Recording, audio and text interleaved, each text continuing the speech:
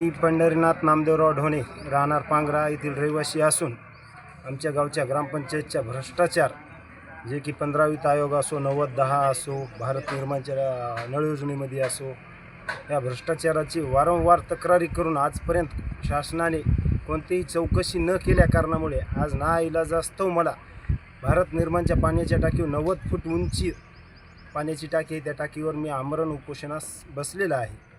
15 वित्त आयोग 90-10 25-15 भारत निर्माण नळ योजनेमध्ये आज 20 वर्षापासून गावाला पाणी नाही। तिथं देखभाल दुरुस्तीवर 4-4 5-5 लाख रुपये 15 वित्त आयोगातून उचलले गेलेले आहेत आणि भारत निर्माणची जिथे सरपंचाच्या शेतातल्या विहिरी आहेत त्या विहिरीचं पाणी त्यांच्या उसाला चालू आहे।